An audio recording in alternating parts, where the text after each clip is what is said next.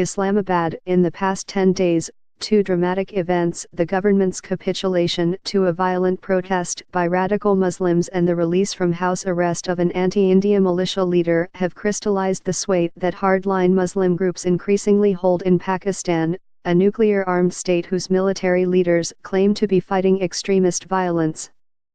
The freeing of Hafiz Saeed, a Islamist cleric accused of masterminding a deadly rampage in Mumbai 9 years ago, came as no surprise.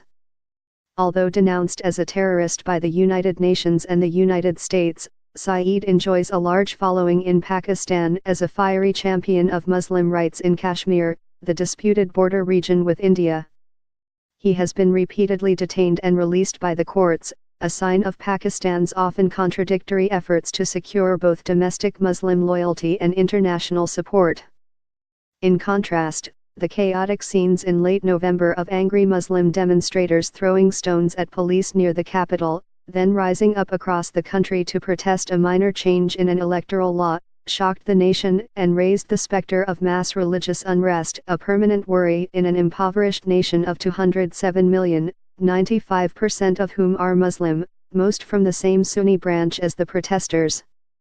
But the quick resolution of the problem also raised worrisome questions about the long-term capability of the Pakistani government, a fragile democracy whose prime minister was recently ousted, to push back against religious extremism and the risks of bringing in the powerful military to settle civilian disputes.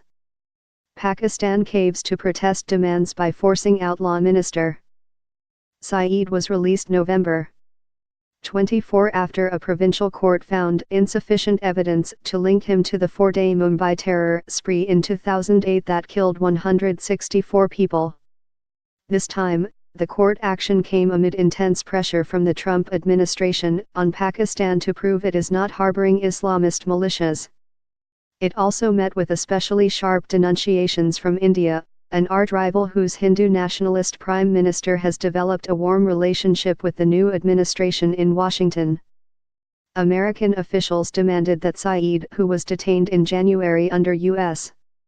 pressure, be arrested again. The U.S. Embassy here expressed serious concerns over his release and charged that his now disbanded militia, Lashkar-e-Taiba, was responsible for the deaths of hundreds of innocent civilians in numerous terrorist attacks. 6 victims in the Mumbai bombing and shooting attack, which Indian and U.S. officials believe was carried out by Lashkar-e-Taiba commandos, were U.S. citizens. In Pakistan, though, Saeed remains a force to be reckoned with and a political survivor who has continually reinvented his movement, changing its name and founding a charitable offshoot that helps people in emergencies. In October, after years of denouncing electoral politics, he also formed a political party, and its candidate performed better than expected in a race for parliament.